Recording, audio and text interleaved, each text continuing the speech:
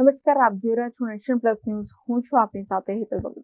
ગુજરાતમાં યુસીસીનો કાયદો લાગુ પડવા જઈ રહ્યો છે, ત્યારે આ કાયદા અંગે નર્મદા જિલ્લામાં મિશ્ર પ્રત્યાઘાતો જોવા મળ્યા હતા, જેમાં નર્મદાના વકીલો અને હિન્દુ અગ્રણીઓએ આ કાયદાને આવકાર્યો છે, તો બીજી બાજુ આદિવાસી નેતા દેડિયાપાડાના ધારાસભ્ય ચૈતર વસાવાએ આ કાયદાનો વિરોધ નોંધાવ્યો છે.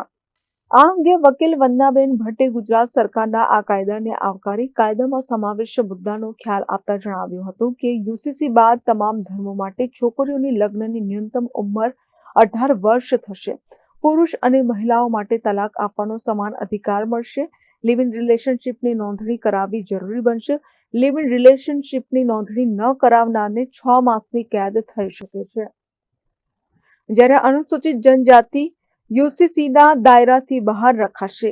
એ ઉપરાંત એક કરતા વધારે લગ્ન પર રોક આવશે. ઉપરાંત પતિ અથવા પત્નીના જીવિત રહેવા સુધી બીજા લગ્ન પર પ્રતિબંધ રહેશે. લગ્નનું રજીસ્ટ્રેશન અને દસ્તાવેજીકરણ ફરજિયાત બનશે.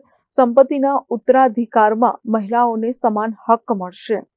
તમામ ધર્મો માટે લગ્ન અને તલાક માટે એક જ નિયમ રહેશે. મુસ્લિમ સમુદાયમાં લોકો 4 લગ્નો નહીં કરી શકે. કાયદો ગુજરાતની જનતા માટે ખૂબ જ ફાયદાકારક રહેશે અને અમો આ કાયદાને આવકારીએ છીએ. આ કાયદાથી ગુજરાતની જે જનતા છે એને ઘણા બધા ફાયદા થશે. યુસીસી નો કાયદો અમલમાં આવશે તો ગુજરાતની જનતા કાયદાકીય ક્ષેત્રે એક તાંતણે બંધાશે એવું મારું માનવું છે. કાયદો અમલમાં આવવાથી મિલકતમાં દીકરા દીકરીઓને દરેક ધર્મના દીકરા દીકરીઓને સમાન અધિકાર રહેશે. લગ્ન માટે સમાન, લગ્ન તલાક એના માટે સમાન અધિકાર રહેશે. 2010 પછીના તમામ લગ્ન રજીસ્ટર કરાવવા ફરજિયાત રહેશે. જો રજીસ્ટર નહીં હોય તો એને 25,000 નો દંડ કરવામાં આવશે. ત્યારબાદ લિવ ઇન રિલેશનશિપની નોંધણી ફરજિયાત બનશે અને જો એમાં કોઈક એમાં કોઈ સતી કે કોઈક એમાં ગેરકાયદેસરનું કોઈક કૃત્ય કરવામાં આવશે તો એ સજાને પાત્ર પણ બનશે. લિવ ઇન રિલેશનશિપનો જે એ છે નોંધણી, તેમાં કોઈ ગેરકાયદેસરતા આવશે તો એની સામે પગલાં લઈ શકાશે આ કાયદા હેઠળ. એવા ઘણા બધા કાયદાઓ છે. આપણે મિલકતના અધિકાર છે અને એ તમામ પ્રકારના જે કાયદાઓ છે એ કાયદાઓમાં દરેક વ્યક્તિ, ગુજરાતનું દરેકે દરેક નાગરિક એક સમાન રીતના એને ન્યાય મેળવવા માટે અધિકાર મેળવશે આ કાયદો જો અમલમાં આવશે તો. જ્યારે હિન્દુ અગ્રણી સિદ્ધેશ્વર સ્વામીએ હિન્દુઓ માટે આ કાયદો આશીર્વાદરૂપ પુરવાર થશે એમ જણાવી ગુજરાત સરકારને અભિનંદન પાઠવ્યા હતા અને જણાવ્યું હતું કે હવે તમામ ધાર્મિક સમુદાયોમાં લગ્ન, છૂટાછેડા, ભરણ પોષણ અને વારસા માટે સમાન કાયદો હશે. લગ્નનું રજીસ્ટ્રેશન હવે ફરજિયાત રહેશે. લગ્નના 6 મહિનાની અંદર રજીસ્ટ્રેશન કરાવવું જરૂરી રહેશે. તેમણે ગુજરાત સરકારના આ નિર્ણયને આવકારી મુખ્યમંત્રીને અભિનંદન પાઠવ્યા હતા. ગુજરાત રાજ્યની અંદર સમાન સિવિલ કોડ યુસીસી નો જે કાયદો લાગુ કરવા સરકાર જઈ રહી છે, એક આવકાર્ય કાયદો છે, આવકાર્યજનક કાયદો છે. ઉત્તરાખંડમાં આ કાયદો અગાઉ લાગી ચૂક્યો છે અને ગુજરાત બીજું રાજ્ય બની રહ્યું છે. આ કાયદો લાગશે તો ગુજરાત બીજા નંબરનું રાજ્ય થશે કાયદાની દ્રષ્ટિએ. આ કાયદો સમાન સિવિલ કોડ એટલે કે લગ્નની નોંધણી કરી હોય ફરજિયાત રહેશે. લગ્ન કોઈ પણ જ્ઞાતિના માણસોએ લગ્ન કર્યા હોય એની ઉંમરની મર્યાદાઓ જે નક્કી કરી હશે તે પ્રમાણે વર્તવાનું રહેશે.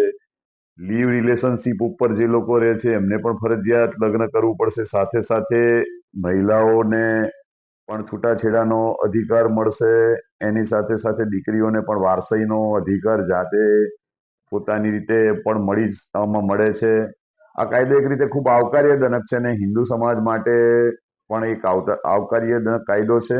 સાથે સાથે આ કાયદાને અનુસૂચિત જાતિને લોકોને, ત્યાંના સમાજને આ કાયદાથી દૂર રાખવામાં આવ્યા છે. આ કાયદાથી હું ગુજરાતના આદરણીય મુખ્યમંત્રીશ્રીને અને જેને આ કાયદો બનાવવામાં પહેલ કરી છે બધાને હું આવકાર આપું છું. આવકાર્યજનક કાયદો છે. આ કાયદો ખરેખર લાગુ પડવા લાયક છે. આમાં કોઈ ગભરાવાની જરૂર છે નહીં.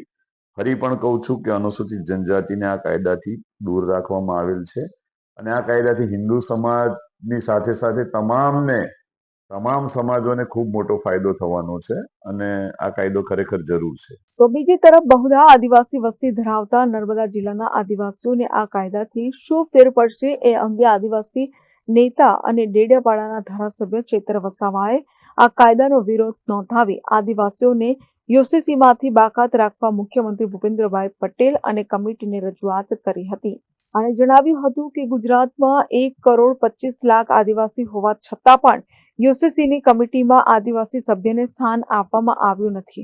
જો ગુજરાતમાં યુસીસી લાગુ થશે તો સૌથી વધુ નુકસાન આદિવાસી સમાજને થશે. એ ઉપરાંત આદિવાસીની પોતાના રીત રિવાજ અને પરંપરાઓ છે તેને યુસીસીથી નુકસાન થશે.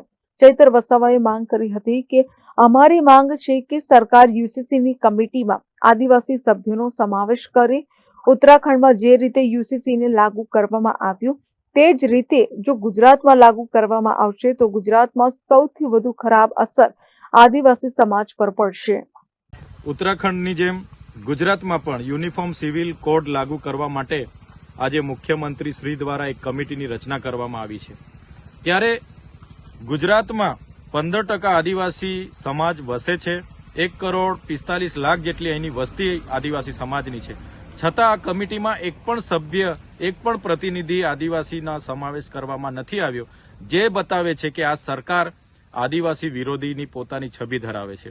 સાથે સાથે યુનિફોર્મ સિવિલ કોડ લાગુ થવાથી જે આદિવાસીઓના આદિ અનાદિ કાળથી જે પરંપરાઓ, જે રીત રિવાજો, જે રૂઢિઓ ચાલી આવે છે, જે છીનવાઈ જશે. આજે પણ અમારા સમાજમાં કોઈ પણ દીકરા દીકરી પુખ્ત વયના ભાગી જાય છે, સમાજનો પંચ બેહીને એને માન્યતા મળે છે. કોઈ વિધવા કે વિધુરને પુનઃ લગ્નની માન્યતા મળે છે. બહુપત્નીત્વને માન્યતા મળે છે. કોઈનો મન મેળાપ નથી થતો એને છૂટાછેડાની પણ માન્યતા મળે છે. કોઈને દીકરી છે એના ઘર જમાઈ કરીને એને ઉત્તરાધિકારી નક્કી કરવાની પણ માન્યતા અમારા સમાજમાં મળે છે. ત્યારે આ યુસીસી લાગુ થવાથી આ સમગ્ર બાબતો નષ્ટ થઈ જશે. આજે અમને જે મૌલિક અધિકારો મળ્યા છે, સંવિધાનિક અધિકારો મળ્યા છે, જેમ કે આર્ટિકલ 344 હોય, પેસા એક્ટ 1996 હોય, 73 એની વાત હોય, 5મી અનુસૂચિની વાત હોય, કે જે પણ અમને અધિકારો મળ્યા છે યુસીસી લાગુ થવાથી એ પણ અમારા નષ્ટ થઈ જશે. જળ જંગલ જમીન પરના અમારા અધિકારો, ખનિજો પરના અધિકારો, વન અધિકાર અધિનિયમ 2006ના અધિકારો પણ આ યુસીસી લાગુ થવાથી અમારા નષ્ટ થઈ જવાના છે. ત્યારે અમે ગુજરાત સરકારને કહેવા માંગીએ છીએ, યુસીસીમાંથી આદિવાસી સમાજને બાદ રાખવામાં આવે એવી અમારી સ્પષ્ટ માંગણી છે. અને જો યુસીસીમાં આદિવાસી સમાજને સમાવવામાં આવશે તો આવનારા દિવસોમાં સરકાર સામે અમે ખૂબ મોટું આંદોલન લઈને ઉતરીશું અને અમારા અધિકારો, અમારો અસ્તિત્વ, અમારી સંસ્કૃતિને બચાવવા અમારે સડકથી લઈને સદન સુધી સરકાર સામે અમે લડીશું. અમે સરકારને સ્પષ્ટ કહેવા માંગીએ છીએ, અમે આદિ અનાદિ કાળથી વસનારા અમે મૂળ માલિકો છે.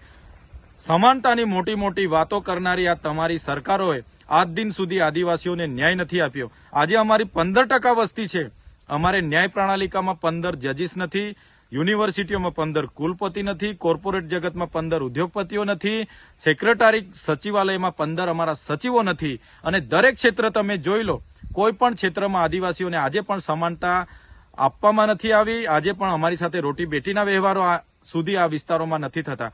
ત્યારે કયા સમાનતાની વાતો કરવામાં આવે છે? એટલે અમે યુનિફોર્મ સિવિલ કોડનો સખત વિરોધ કરીએ છીએ. આવનારા દિવસોમાં ગુજરાતનો તમામ આદિવાસી સમુદાય રોડ પર પણ ઉતરશે અને વિધાનસભાનો પણ ઘેરાવો કરશે. જો સરકાર યુસીસીમાં આદિવાસીઓનો સમાવેશ કરશે તો આવનારા દિવસોમાં સમગ્ર ગુજરાતનો આદિવાસી સમાજ રોડ પર હશે, એ અમે જણાવી દઈએ છીએ. Jyoti Jagtap, nation plus news, Rajpipla.